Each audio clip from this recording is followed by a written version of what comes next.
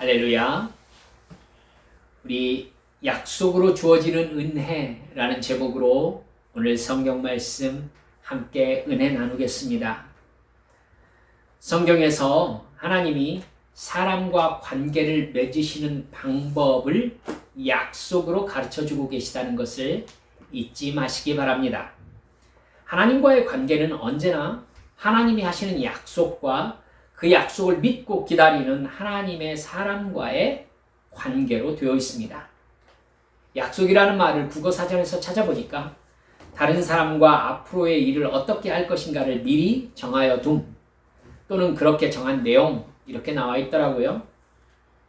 여러분, 성경 전체를 살펴보면 하나님께서는 언제나 인간을 택하셔서 하나님의 사람을 택하셔서 그에게 하나님의 약속을 주시고 그리고 그 약속에 대한 하나님의 사람의 반응을 보시면서 그 사람이 그 약속의 사람이 되었을 때에 하나님의 약속이 성취되는 것, 이 스토리로 되어 있음을 우리가 알 수 있습니다. 오늘 아브라함을 통해서 그 부분을 우리가 함께 확실하게 살펴보고자 합니다.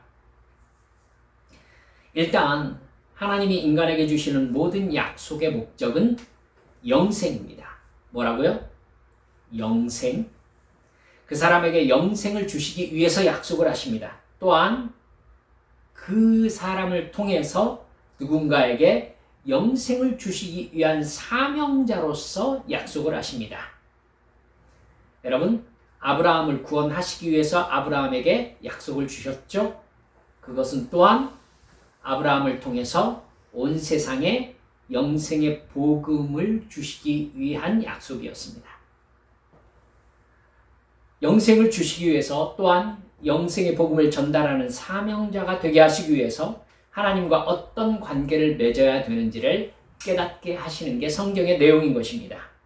그 과정에 복과 징계의 약속이 함께 포함되어 있습니다. 내가 예수님을 믿고 신앙생활을 하는 동안 갑자기 혹은 점점 하나님의 뜻의 의미 또 약속을 깨닫게 되지요. 그리고 그 계시의 약속에 내가 어떻게 반응하느냐에 따라 하나님께서 그 약속을 언제 어떻게 이루시는지 혹은 폐기될 것인지가 결정됩니다. 물론 여러분, 시공간을 초월하신 하나님 편에서야 이미 다 아실 뿐만 아니라 모두 하나님이 정하신 뜻을 이루어가는 과정이라고 볼 수 있잖아요. 하지만 그건 하나님 편에서 하나님만 아시는 비밀이죠. 인간은 그걸 이해할 수 없습니다. 알 수도 없고요. 즉 하나님 차원의 이야기란 말입니다. 시공간 안에 존재하고 있는 우리들에게는 성령께서 깨닫게 하신 하나님의 약속에 내가 어떻게 반응하느냐에 따라 하나님의 약속이 언제 어떻게 이루어지는지 결정된다고 볼 수밖에 없는 거지요. 하나님은 성경의 인물들과 그런 식으로 관계를 맺으셨습니다. 하나님이 왜 약속을 통해서 관계를 맺으시는지 사람끼리의 약속과 비교를 해보면 알 수 있습니다. 사람끼리는 약속을 하면서 내가 이렇게 할 거라고 미리 정해놓고 그 사람이 그 약속을 어떻게 생각하고 처리하는가에 따라서 어느 시간까지 지켜보다가 이 정도 되면 약속에 대한 믿음이 있다 없다를 봐서 내 약속을 실행하는가, 이건 사람끼리는 그렇게 하지 않죠. 예를 들어서 이성과 사귀다가 결혼하고 싶을 때 프로포즈를 하지 않습니까? 상대방이 받아들이면 결혼을 약속하죠.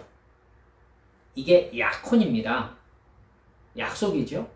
정혼이라고도 합니다. 약속, 즉 결혼 약속은 이미 상대방과 맺어온 관계를 통해서 맺어지는 겁니다. 느닷없이 어떤 이성에게 아무 상관도 없는데 난 당신과 결혼할 것입니다. 이렇게 얘기하고 그 이성이 내가 정한 결혼할 만한 기준에 맞게 되면 결혼하는 관계 없습니다. 어디가 그런 게 있어요. 그러나 하나님과 인간의 관계는 그렇지 않습니다. 인간과 하나님이 완전히 다른 존재이기 때문에 그래요. 하나님은 인간을 만드셨기 때문에 인간에 대해서 완벽히 알고 계십니다. 그러나 인간은 선악과를 따먹은 후 하나님이 주셨던 하나님의 형상이 왜곡되고 오염되어 버렸습니다. 하나님을 인식하고 하나님을 대화하고 하나님의 뜻을 깨달아 아는 기능이 훼손되어 버린 거예요. 인간이 하나님을 인식하고 서로 아는 관계로 있었을 때에는 에덴 동산에서의 관계였습니다. 그때 맺은 언약이 창세기 2장 16절 17절에 나옵니다. 동산 각종 나무의 열매는 네가 임으로 먹되 선악을 알게 하는 나무의 열매는 먹지 말라. 네가 먹는 날에는 반드시 죽으리라. 그때 하나님과 인간이 맺은 약속에는 조건과 때가 확실하게 정해져 있었습니다. 아담과 하와는 하나님께 지음받은 존재라는 걸 스스로 알고 있을 뿐만 아니라 하나님의 뜻도 알고 하나님의 음성도 듣고 하나님과 걸으면서 하나님과 관계를 맺을 수 있었기 때문에 서로라는 관계가 가능했던 거예요. 그러나 선악과를 따먹은 후에 인간은 하나님을 인격적 존재로 인식할 수 있는 영적 생명이 죽어버렸습니다. 자기를 지으신 하나님을 모르고 인간 자신의 존재 목적과 존재 의미도 모릅니다. 그러니까 하나님의 말씀을 들을 수도 없고 하나님의 뜻도 이해할 수 없습니다. 하나님이 자신을 사랑한다는 것을 알 수가 없습니다. 하나님이 인간을 사랑한다는 것과 하나님의 목적이 죄를 사하고 영생을 주시려고 하신다는 것도 인간은 알 수가 없는 거죠. 하나님의 세계 자체에 대한 이해 자체가 없으니까. 그러니 하나님은 인간에게 처음부터 완전히 다시 시작하셔야 했던 겁니다. 하나님이 이렇게 말씀하시는 거예요. 내가 너와 온 천지 만물을 창조한 전지전능한 신이다. 나는 너를 사랑한다. 그러나 너는 나를 섬기며 나와의 관계 속에서 내 사랑을 누리며 살기보다 너 스스로를 위해서 너를 가장 높이고 살고 싶어서 나와의 약속을 어기고 나를 떠난 존재다. 그것은 죄다. 그 죄의 결과는 영원한 죽음이다. 너는 육체는 살아있지만 영적으로는 나와의 관계에서 죽은 상태다. 지금처럼 너의 육체의 만족을 위해서 산다면 네 육체가 죽은 후에 네 육체는 흙으로 돌아가고 네 영혼은 영원히 지옥에서 죄의 결과에 따라 고통 속에 존재하게 될 것이다. 네가 믿든지 믿지 않든지 이것이 사실이다. 나는 네 죄를 용서하고 너에게 영원한 생명을 주고 싶다. 내가 너를 창조할 때부터 바랬던 영원한 사랑의 관계 속에서 너와 함께 영원히 살고 싶다. 그것을 위해서 나는 내 아들 예수 그리스도를 십자가에 죽게 함으로써 내 죽음의 죄값을 대신 치르게 했다. 너 대신 죽었으니 십자가의 죽음은 사실 너의 죽음이다. 네가 그 사실을 믿으면 예수 그리스도의 부활과 함께 네 영혼이 살아난다. 죄와 사망의 법에 매여서 지옥에 가야 할 육신에 속한 옛사람은 죽고 생명의 성령의 법으로 다시 살아난 영의 새 사람으로 살아가게 되는 것이다. 그렇게 살다가 육체가 죽는 날 네 영혼은 영원한 천국에서 영원토록 나와 함께 사랑의 관계 속에서 살게 될 것이다. 이것이 하나님께서 인간에게 하고 싶으신 말이에요. 진정한 믿음을 가지지 않는 사람은 아예 처음부터 이해가 안 가요. 창세기 1장 1절 태초에 하나님이 천지를 창조하시니라. 여러분 창세기 1장 1절부터 통과가 불가능하다고요. 인간 이성으로는 하나님이라는 신이 이 모든 우주와 사람을 포함한 생명체를 만드셨다고 믿지 못합니다. 그러니까 인간과 인간이 나누듯이 정상적인 관계가 불가능한 게 하나님과 인간의 관계인 거예요. 둘 사이의 정상적인 약속이 불가능합니다. 하나님의 차원과 인간의 차원이 완전히 달라요. 하나님이 인간에게 주고 싶으신 것은 영생인데 인간이 가지고 싶은 것은 돈입니다. 그러니까 서로의 관계에는 모두 오해만 쌓여 있습니다. 오해만 쌓일 수밖에 없어요. 예수님이 내가 메시아다 이렇게 말씀하니까 유대인들이 어떻게 반응했어요? 그래? 그럼 어서 세력을 모아서 왕에 등극하고 로마와 전쟁을 해서 이스라엘을 회복하고 잘 먹고 행복하게 사는 세상을 만들어야지. 내가 메시아다라는 예수님의 말씀은 십자가와 연결되어 있는데 여러분 그 말을 듣는 유대인의 메시아관은 잘 먹고 잘 사는 자기들의 현재와 연결되어 있단 말입니다. 여러분 이렇게 하나님과 사람은 완전히 오해로 둘러싸여져 있어요. 둘이 대화가 되겠어요? 아니에요. 그러니까 성경에서 계속해서 예수님이 자기를 모호하게 표현해요.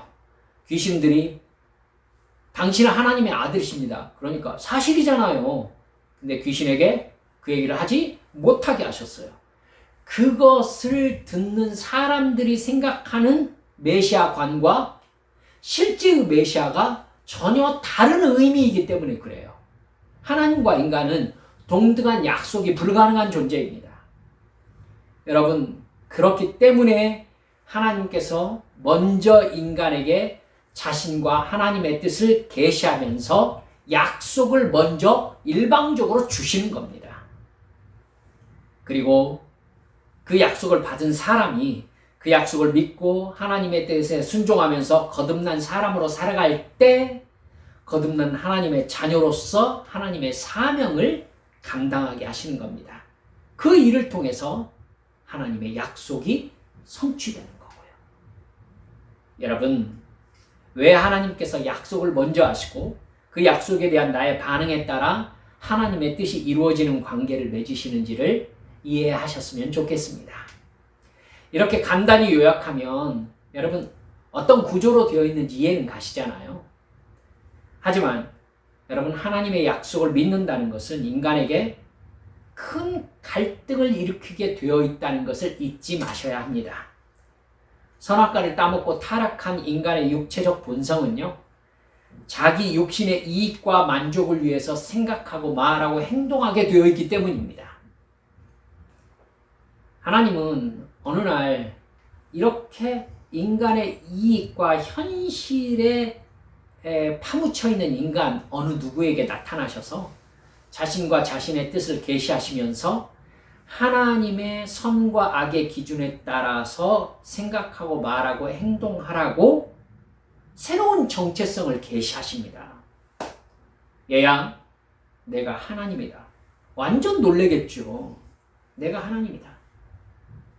너는 지금까지 이렇게 살아왔지만 이제 나를 따라오너라. 내 말대로 순종하며 살아가라.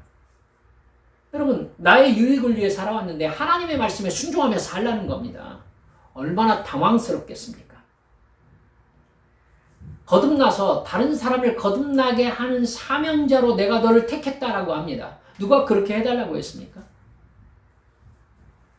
물론 이게 가능하도록 하나님께서는 맨 처음에 강한 성령님의 감동을 주십니다. 성령 충만할 때 여러분 경험하셨죠?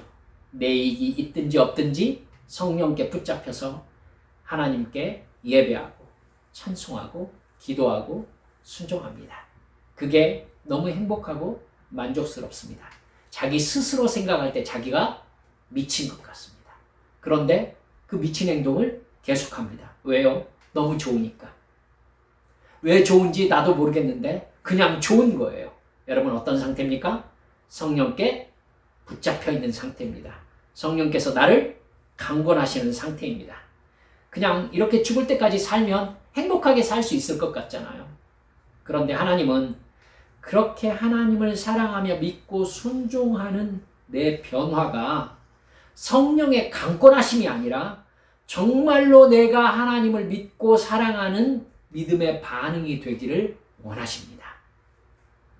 여러분, 그래야 내가 믿는 것이 되죠. 그래야 관계라는 것이 되죠. 성령께서 강권하셔서 그 사람을 성령께서 점령하셔가지고 하나님이 거의 강제로 그 사람의 인격 자체를 감싸가지고 어떤 행동을 하게 하는 것, 이건 그 사람이 아니잖아요. 이건 관계가 아니죠. 하나님께서 그 사람을 점령하셔서 하게 하시는 거잖아요. 그죠? 이건 그 사람과의 관계라고 볼 수 없습니다. 여러분, 하나님께서는 그 사람을 사랑하고 그 사람이 하나님을 사랑하는 관계를 맺기를 원하십니다.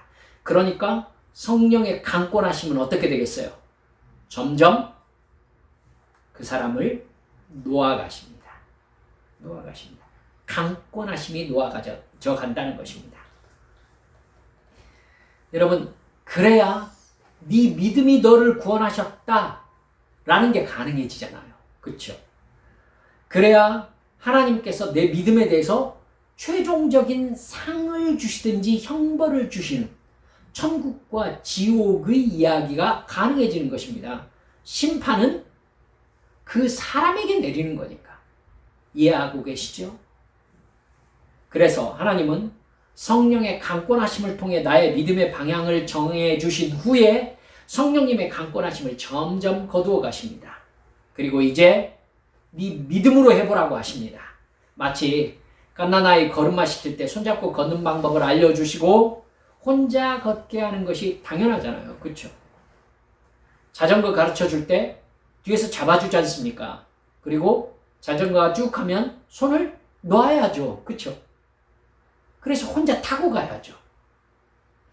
아브라함을 하나님이 부르셨을 때 아브라함은 거침없이 집을 정리하고 가나안으로 내려왔습니다. 하나님의 인도하심을 따라 가나안 이곳저곳을 옮겨가면서 첫사랑 속에서 하나님께 제단을 쌓으며 하나님을 찬송하며 살았습니다. 그렇게 살 수 있을 것 같았어요. 그러나 무슨 일이 벌어졌습니까? 가나안에 극심한 흉년이 닥쳤습니다. 상황이 아브라함의 기대와 전혀 달랐습니다. 하나님의 지시가 없었습니다. 여러분, 지시가 없으면 어떻게 해야 됩니까? 그때 이 상황을 하나님도 알고 계시다는 것을 잊지 마셔야 합니다. 즉, 지시가 있을 때까지 지금 하고 있는 일을 계속하면 되는 겁니다. 하지만 아브라함은 여기서 굶어 죽으라는 것인가 라는 생각을 했습니다. 그래서 이집트로 내려간 것입니다. 그곳에서 아내 사라를 누이라고 거짓말해서 파라오에게 빼앗겼고 우상을 숭배하는 이방 사람인 파라오에게 왜 나한테 거짓말했느냐라는 부끄러운 말을 듣고 이집트 바깥으로 쫓겨났습니다. 이렇게 하나님의 감동에 붙잡혀 있을 때는 잘 모르지만 그 감동이 나의 것으로 내면화되는 과정에서 나는 반드시 나의 본성과 하나님의 약속 사이에서 갈등을 일으키게 되어 있습니다. 현실을 생각하면서 내 육신의 이익과 만족을 추구해야 하는지 아니면 이렇게 멍청하게 하늘만 쳐다보면서 하나님의 약속이 이루어질 것을 믿으며 하나님의 뜻에 순종할 것인지 말입니다.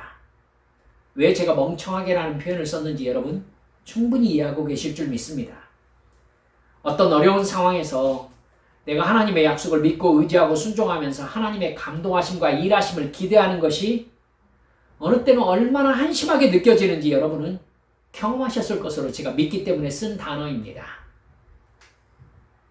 내가 뭔가 해야 될 것 같은데 그런데 이거 하나님은 아무 말씀도 없으시고 내가 이대로 있는 게 너무나 한심하고 멍청하게 느껴지는데 여러분 겪으셨지 않습니까? 그러나 하나님도 내가 그렇게 느끼는 것과 내 상황을 알고 계십니다. 나는 그 상황 속에 있게 하시는 하나님의 훈련을 통해서 내 육신의 만족과 이익을 위해 사는 게 아니라 하나님의 약속을 믿고 하나님의 뜻에 순종하는 거듭난 영의 사람이라는 정체성을 나 자신에게 새겨야 되는 겁니다. 이게 훈련이에요. 하나님은 거듭난 사람을 통해서 구원의 역사를 이루시기 때문입니다. 이게 하나님의 사랑이에요. 그렇기 때문에 하나님은 나의 삶의 약속을 이루시기 전에 내가 하나님의 약속을 바라보면서 끝까지 믿고 하나님의 뜻에 순종하는 하나님의 사람으로 거듭났는지를 계속 확인하십니다. 그리고 어느 수준에 이르기까지 계속 훈련을 시키십니다. 아브라함에게 그 결정적인 훈련이 바로 아들에 관한 부분이었습니다. 떠나라고 할 때 아브라함은 아무 저항감 없이 떠나잖아요. 하지만 아브라함이 그렇게 편하게 순종만 했던 게 아니었습니다. 아들에 관한 문제가 아브라함에게 끝까지 걸려있는 하나님의 약속과 자기의 상황 사이의 갈등 문제가 바로 아들의 문제였습니다. 하나님은 분명히 아브라함에게 후손의 약속을 주셨습니다.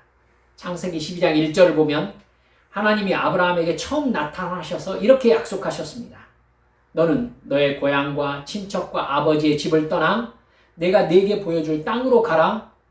내가 너로 큰 민족을 이루고 네게 복을 주어 네 이름을 창대하게 하리니 너는 복이 될지라. 너를 축복하는 자에게는 내가 복을 내리고 너를 저주하는 자에게는 내가 저주하리니 땅의 모든 족속이 너로 말미암아 복을 얻을 것이라. 아브라함에게 주신 모든 약속은요, 내가 너로 큰 민족을 이루겠다 하는 부분을 통해서 성취되어야 되는 겁니다. 이름을 창대하게 하고 너를 축복하는 자에게 복을 내리고 땅의 모든 족속이 너로 말미암아 복을 얻을 것이다. 아브라함의 후손이 엄청 많아진다는 말과 같은 말입니다. 아들 하나도 없는 현실에서는 전혀 이해할 수 없는 약속이지요. 그러나 아브라함은 하나님의 그 약속을 믿었고 하나님의 약속을 따라 떠나갔습니다. 아무것도 없었지만 그냥 하나님을 따라갔어요. 그러나 하나님의 약속은 무려 25년 동안이나 성취되지 않았습니다. 아무런 성취의 기미도 없었습니다. 이름을 창대하게 하기는커녕 아들 하나도 없는 상황이 25년 동안 계속된 거예요. 그 시간 동안 아브라함도 인간적인 갈등을 심하게 겪었습니다. 아내 사라는 아이를 낳지 못하는 여자였습니다. 자기 나이가 100살을 향해 가고 있었습니다. 이 불가능의 상황을 어떻게 해결해야 되죠? 아브라함은 이 문제를 아내 사라와 이야기하다가 사라의 여종인 하갈을 아브라함의 첩으로 들이는 인간적인 방법을 생각해냈습니다. 우리가 가끔 그렇게 하듯이 아브라함도 하나님이 약속하셨으니까 내가 할 수 있는 일을 해야지. 아브라함이 그렇게 생각한 것입니다. 그래서 하갈과 낳은 아들이 이스마엘입니다. 지금 중동전쟁 중이지 않습니까? 아직도 이스마엘의 후손들과 이삭의 후손들이 서로 미사일을 발사하면서 전쟁을 벌이고 있는 것입니다. 여러분, 하나님의 뜻이 아니었던 겁니다. 그러나 여러분, 하나님은 아브라함이 하갈을 맞이하는 것을 막지 않으셨다는 것을 기억하시기 바랍니다. 왜요? 이제 하나님의 약속을 온전히 신뢰하고 하나님의 뜻에 복종하는 것은 온전히 아브라함이 결정하고 책임져야 될 일이었기 때문입니다. 그 강권하심을 놓고 이제 아브라함이 자기 믿음으로 하나님 앞에 자기 자신을 증명해야 되는 부분이 아들에 관한 부분이었던 거예요. 아브라함이 하나님의 계시와 약속을 받고 하나님의 인도하심을 따라 하나님을 경험하면서 아브라함 자신의 결정으로 하나님을 믿고 순종하기를 바라신 것입니다. 아이가 엄마 손을 놓고 혼자 걷기 시작하면은 여러분 갸우뚱거리다가 넘어져도 잡아주지 말아야 됩니다. 그래야 아이가 혼자 걸을 수 있습니다. 하나님이 나에게 예수님의 십자가 대속의 죽음과 부활을 믿을 수 있도록 성령님을 보내주셔서 감동하시고 거듭나게 하셨습니다. 그리고 이 방향이 맞다면서 믿음의 방향을 향해서 가르쳐 주시고 밀어주셨습니다. 그랬으면 이제 우리는 거듭난 사람으로 생각하고 말하고 행동해야죠. 내 결정으로. 이제 예수님을 내가 사랑해야 되는 것입니다. 예수님의 말씀에 내가 순종해야 되는 것이죠. 그래야 하나님께서 잘했다 착하고 충성된 종아 이렇게 말씀하실 수 있을 거 아니겠습니까? 성령께서 강제로 하게 하시는 감동만 있다면 하나님께서 마지막 날에게 나에게 칭찬할 것이 없잖아요. 성령님이 수고하신 것인데? 무슨 의미인지 여러분 아실 거예요. 아브라함이 하갈과 아들을 낳았을 때에 하나님은요, 내 구원의 계획은 이스마엘을 통해 이루어지지 않는다. 사라를 통해 아들을 낳아서 그의 후손을 통해서 이룰 것이다. 이렇게 말씀하셨습니다. 그럴 때 우리는 에이 하나님, 그러실 것 같았으면 제가 이러려고 했을 때 저를 막아주셨어야죠. 이렇게 말하기를 좋아합니다. 하나님의 뜻이 아니면 막아주실 것이다. 여러분, 우리 한빛 성도들은 그런 기도 하지도 마시고 그렇게 생각하지도 마시기 바랍니다. 하나님은 절대 막지 않으십니다. 하나님이 나를 사랑하시면 내가 자동차로 뛰어들어도 죽지 않게 하실 거야. 맞는 얘기입니까? 하나님이 나를 살리신다면 내가 자동차로 뛰어들고 싶을 때 그 마음을 없애주실 거야. 혹은 자동차가 나에게로 오지 않을 거야. 무슨 상상을 해도 여러분, 자기 혼자의 착각입니다. 하나님은 막지 않으십니다. 내 믿음이기 때문이지요. 하나님은 다 지켜보시고 예수님처럼 말씀하시죠. 믿음이 적은 자여 왜 의심하였느냐. 예수님도 제자들의 믿음 정도를 끝까지 지켜보셨습니다. 예수님을 잡고 흔들어 깨우니까 그제서야 예수님이 파도를 잔잔하게 하시면서 아직도 이렇게 믿음이 없느냐 말씀하셨습니다. 여러분, 네 믿음만큼으로 한 일은 네가 책임져야 된다는 겁니다. 그런데 여러분, 그렇게 하나님을 경험하면서 믿음이 자라던 아브라함이 드디어 정말 하나님을 믿고 의지하기 시작했습니다. 어느 순간 오늘 본문의 말씀에 나온 것처럼 나이가 100세가 되어 자기 몸이 죽은 것 같고 사라의 태가 죽은 것 같음을 알고도 믿음이 약해지지 않았다는 겁니다. 하나님의 약속을 의심하지 않고 오히려 믿음이 견고해졌다는 겁니다. 하나님께서 내 모든 상황을 뛰어넘으시는 전지전능하신 신이시니까 하나님이 약속하신 것은 반드시 어떤 상황에서도 하나님이 이루신다는 것을 아브라함이 믿게 되었다는 것입니다. 본문 22절에서 사도 바울은 아브라함의 그 믿음이 하나님에게 의로 여겨졌다 이렇게 말씀하고 있습니다. 하나님께서 아브라함의 믿음, 즉 의를 보시고 아브라함에게 이삭을 주신 것입니다. 여러분, 오늘 본문 18절 보니까 아브라함이 바랄 수 없는 중에 바라고 믿었으니 이는 네 후손이 이같으리라 하신 말씀대로 약속대로 많은 민족의 조상이 되게 하려 하십니다. 여러분, 바랄 수 없는 중에 아브라함이 바라고 믿자 그에게 이삭의 약속이 성취되는 것을 볼 수 있습니다. 여러분, 그러나 이삭에 관련한 시험, 하나님의 약속을 얼마나 신뢰하는가를 파악하는 하나님과의 관계가 여러분 그것으로 끝났습니까? 아니죠. 아브라함이 그런 믿음을 가지고 이삭을 받자 하나님은 이삭이 하나님이 주신 은혜라는 것, 즉 하나님의 것임을 아브라함이 믿고 깨닫고 있는지를 최종적으로 확인하십니다. 바로 모리아 땅에 가서 이삭을 번제로 바치라는 것이었죠. 그런데 우리가 잘 알지만 아브라함은 일말의 망설임도 없이 아들 이삭에게 이삭을 태울 장작을 지고 가게 해서 장작 위에 아들을 묶어놓고 거침없이 아들 이삭을 향해 칼을 치켜들었습니다. 이것을 히브리서 11장 18절 19절에서 이렇게 말씀합니다. 그에게 이미 말씀하시기를 네 자손이라 칭할 자는 이삭으로 말미암으리라 하셨으니 그가 하나님이 능히 이삭을 죽은 자 가운데서 다시 살리실 줄로 생각한지라. 이제 아브라함은 하나님이 네 후손은 이삭에게서 생겨날 것이라고 약속하셨으니까 하나님이 죽음의 상황에서도 그 약속을 지키시는 분이라는 것을 믿을 만큼 영적으로 성장했다는 것입니다. 그래서 아브라함이 믿음의 조상으로 세워졌음을 믿으시기 바랍니다. 우리의 믿음은 어떤 수준입니까? 하나님은 우리에게도 분명히 약속을 먼저 하십니다.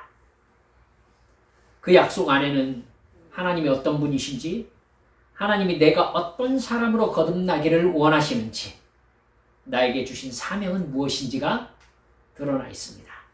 여러분, 맨 처음에 구원의 크신 은혜를 받았을 때 여러분이 하나님 앞에 눈물을 흘리며 여러분의 죄를 고백할 때에 주께서 나의 죄를 위하여 십자가에 못 박혀 죽으시고 부활하셨음을 내가 정말 눈물을 흘리며 내 가슴 속에 새길 그때에 내가 하나님을 위해서 어떻게 살겠습니다 라는 약속 하지 않으셨습니까? 그것이 우리의 감정에서 그냥 훅 튀쳐나오는 그런 것이었을까요? 아닙니다, 여러분. 성령께서 그때 나의 영혼을 사로잡아 내 입을 통해서 하나님과 약속을 정하게 하신 것을 믿으시기 바랍니다. 하나님께서 나에게 깨닫게 하신 것입니다. 너의 인생을 내가 이렇게 인도해 가겠다. 여러분, 그 약속을 받은 내가 해야 할 일은 그 약속이 원하는 믿음을 가지는 것입니다. 분명히 내가 그 약속을 믿고 그 약속의 사람이 되게 하기 위하여 하나님은 끊임없이 내 인생에서 시험을 거듭해 오셨을 것입니다. 많이 하나님 실망시켰죠, 우리? 분명히 그 시험에 통과해서 내가 약속의 사람으로 거듭나서 사명을 감당할 만큼 믿음이 성장해야 하나님의 약속이 나를 통해 모습을 드러내고 성취되는데 우리는 하나님께서 너 이 단계의 믿음을 가지고 있니? 라고 시험하시면 또 넘어지고 또 넘어지고 하나님 원망하고 왜 이러느냐고 이래왔던 적 참 많습니다. 상황마다 힘들다고 찡찡대고 이럴 줄 몰랐다고 원망하고 결국 거듭난 새 사람이 아니라 옛사람의 방법으로 문제를 해결하려고 했던 때가 얼마나 많습니까? 출애굽 1세대처럼 이집트로 돌아가 버리는 게 속편하겠다 하는 마음 갖지는 않으셨습니까? 영의 사람이 아니라 그냥 속편하게 육의 사람으로 살고 말겠다고 하진 않으셨어요?